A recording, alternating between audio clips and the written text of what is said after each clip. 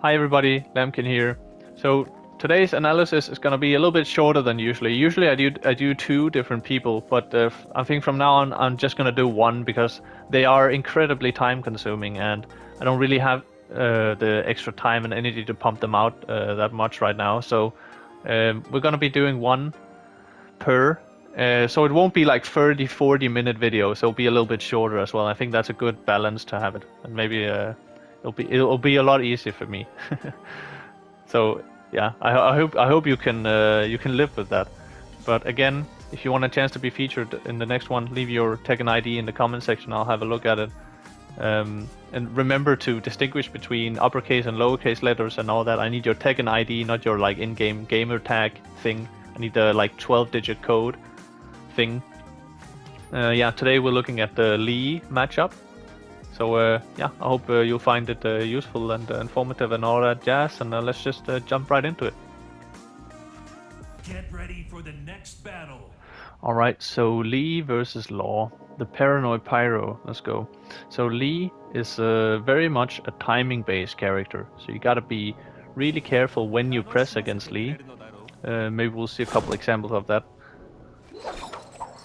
Just jump right into it. Round one. Fight. Right, back four.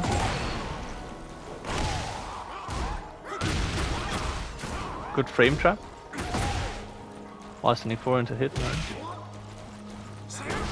Back four. He used back four 3 times already, so this is what a lot of Lee players will do.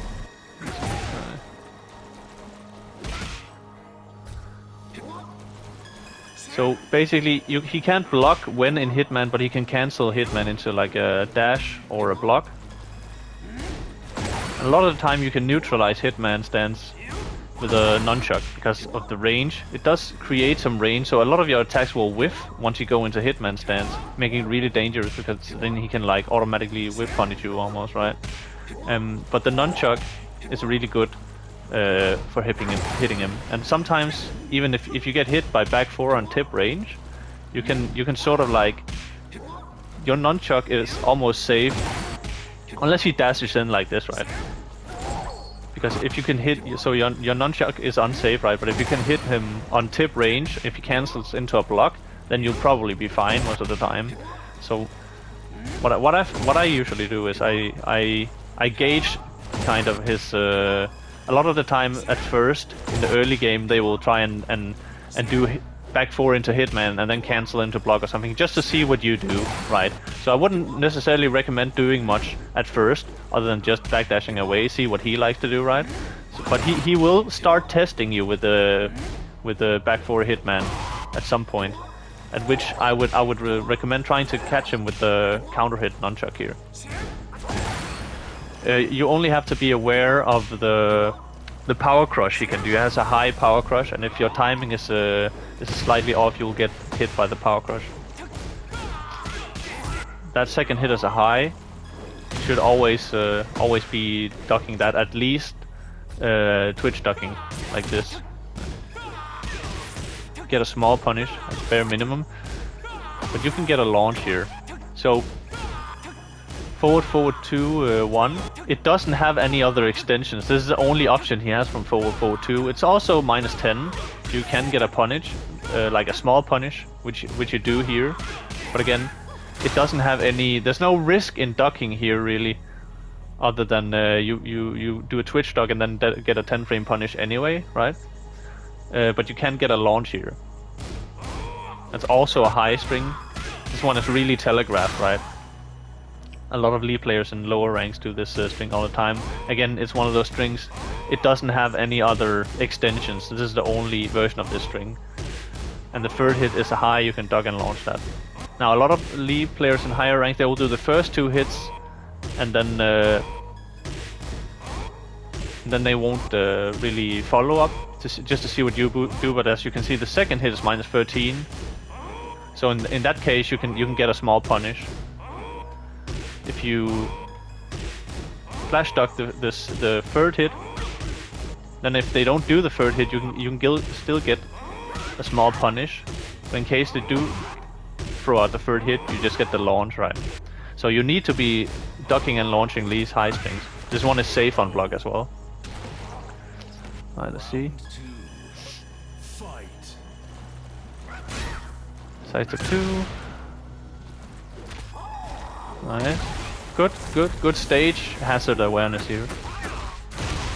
No bound. Don't forget to bound on your combos. I don't necessarily, let me see. So I don't know necessarily what's the optimal combo here, but you could very easily do something like this, right? In this version, you don't even have to micro dash here. You can just challenge spin kicks into nunchuck. You could do maybe something like this, right? But it's important to not leave that damage on the table, you know. Spin kick.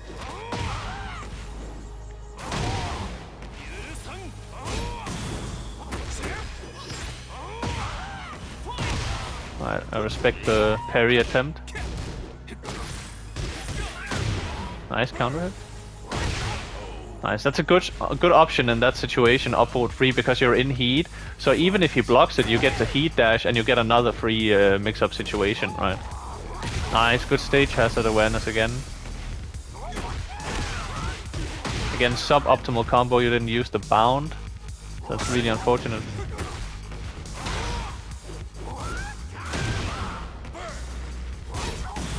Upward free. That's unsafe. Here's another situation. This is like kind of what I was talking about, right? He goes into Hitman. If you just nunchuck. Now this is a situation where he did the power crush. So if you're a little bit too slow here, he will catch you with it. But if you read this situation, you can actually just launch him here.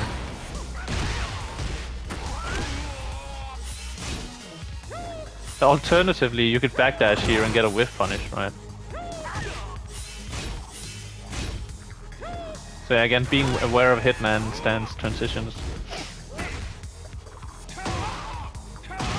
This is also a Hitman stance transition. This one you have to be more careful with because he's +2 on block. It's a mid launch.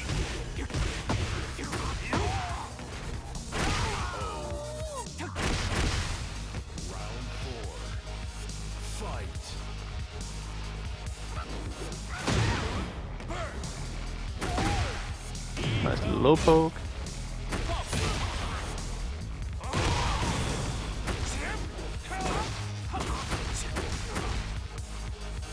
So basically how the infinite kicks work here. Let me see.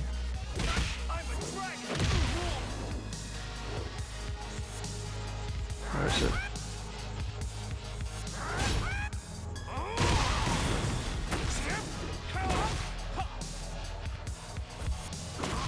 So while standing 4-4, he can either do a low, like he will always do the axe kick, like the first 2 hits, and then he can go mid or he can go low, and then he will like cycle them.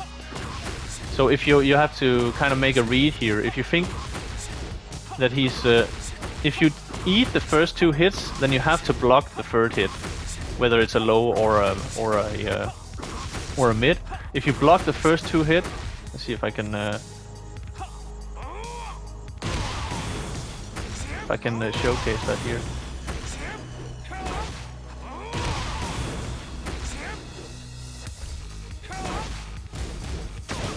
If you block the first 2 hits, then you can low parry the low. And if you think that he's gonna do the 4th hit, you can launch him while standing 2. You get a while standing 1-2, whatever you want, right? Now let's just pretend he does the mid version as the 3rd hit, then you can parry that. Let's just pretend that was the 3rd hit instead of the 4th, right? Which is quite easy to do on reaction if as soon as you see the axe kick, right? But you have to make a read. But most League players, especially on this rank, they'll just go low. That's kind of like how the infinite kicks work. Size the 3. Nice. Got the. Yeah, you should have been able to. Okay, you got it anyway. But again, combo optimization is very, very important. And that's like the main takeaway from this first fight. I want to see you optimize your combos. Otherwise, you're doing fine. There's a saying that goes something along the lines of, "Don't interrupt your opponent when they're making a mistake." And this Lee's game plan is like very risky. He's whiffing a lot. He's using a lot of like unsafe moves, a lot of high strings and stuff like that. But you're not taking full advantage of that. So again, that might be a matchup specific thing.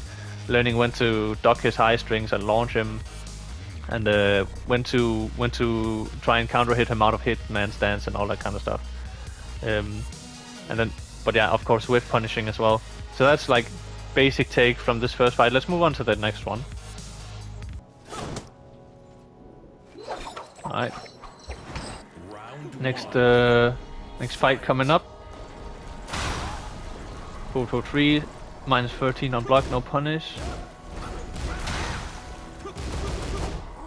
Acid Storm. So what you should know about Acid Storm?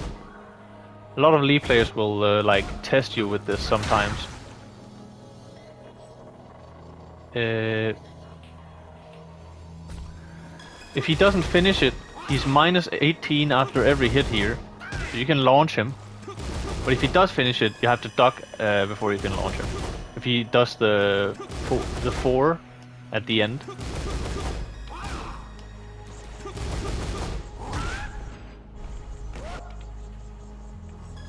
Let's see.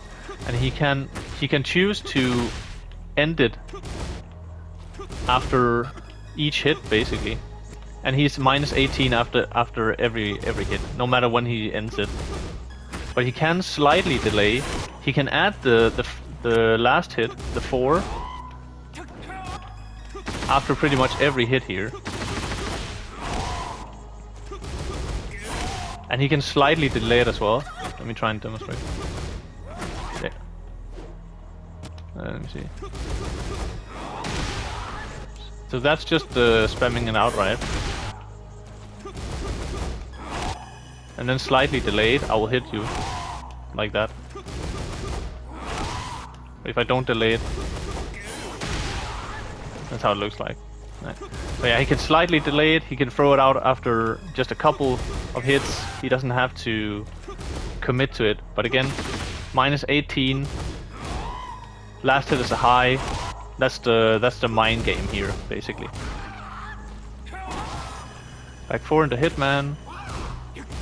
You gotta be aware, so he didn't do it after this range, but in this situation right here, Hitman, back 4 Hitman on hit, like this, with a lot of space in between you, this is when you should be expecting a slide. So this guy, he didn't do it, but he can crouch dash into a slide here. Crouch dash cancel into a slide, excuse me. And that's basically the only thing that will connect at this range. So whenever he's in Hitman at this range, you have to expect that a slide is probably coming. Right. Not in this situation, didn't happen, but a lot of Lee players will do that. Looked like he may try to do it, but he maybe messed up the input or something.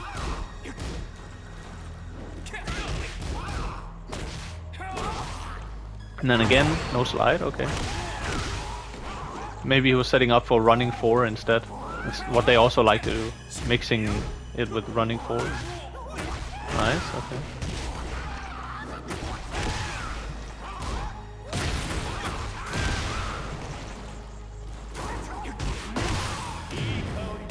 You could have killed if you had optimized that combo as well.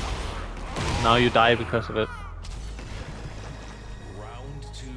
So yeah, again, just the importance of optimizing your combos.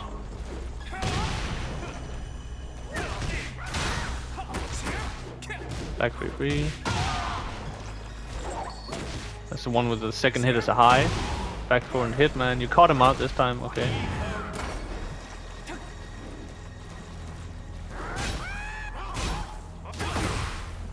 Nice little low poke.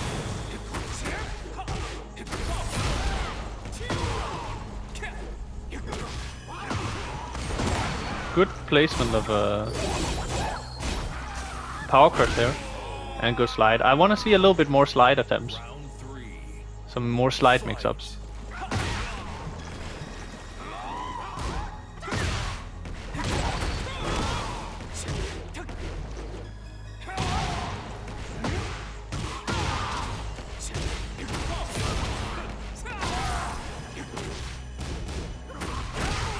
And he goes low again on the infinite kicks.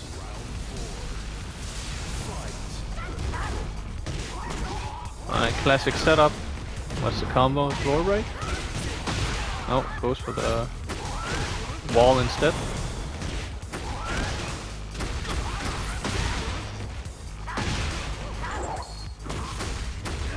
And infinite kicks. Oh, this is really unfortunate. Yeah, you just... Let me see. This is a situation some people find themselves in. I can see that you are mashing here. Let me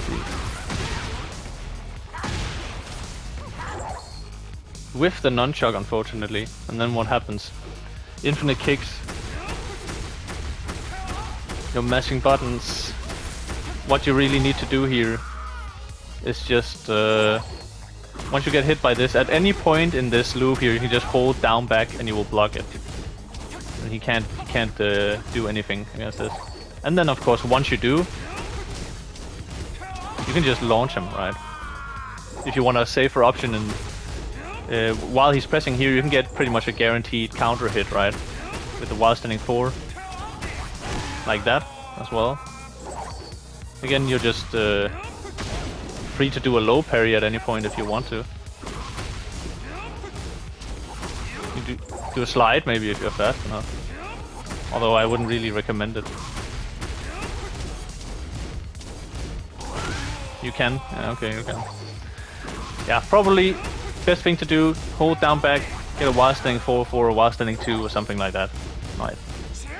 Or low parry. Whatever you feel most comfortable with it. But basically, take away from this situation is, if you end up here, just don't panic, just hold down back. Holding back won't help. As you can see, I'm holding back right now. You can't block it like this. You're stuck in the loop. You have to hold down back like this. Okay. So now hopefully that will never happen to you again, because you were winning this round and he stole your whole life bar just off of that knowledge, that one knowledge check. It's very dangerous. Especially at the wall there, where there's no pushback or anything. Basically, I think you did okay. Beware of Acid Storm, optimize your combos. Beware of the infinite kicks as well. I want to see a little bit more slide mix-up, maybe. Maybe some more low pokes. Let's get into the final fight here, see how it goes. Alright, heading into game number 3 here. Round 1. Fight. That's a slide. And another slide, just to let him know, right? Nice block. That's minus 13 though, so that's a while standing 1-2 punish. Good, nice Oki.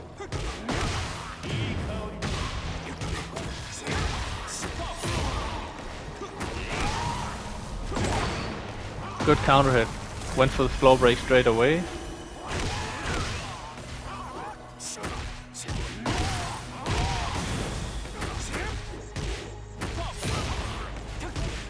You should be dead here. Yep. Round 2. Fight. So yeah, again, so much back 4 into Hitman. Of which you could be whiff punishing or actively engage. That's a free hit string again. No duck though. Nice conversion. Got the floor break as well. That was pretty sick. Nice poison arrow. Forward 2 into poison arrow might be a good idea in this situation here as well, because you're dealing with someone who's pressing so much, right? So it might be a good idea to use that to fish for counter hits.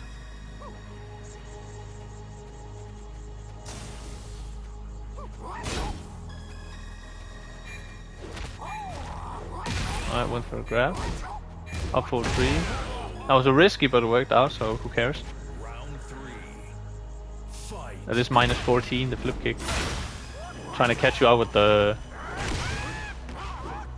magic 4.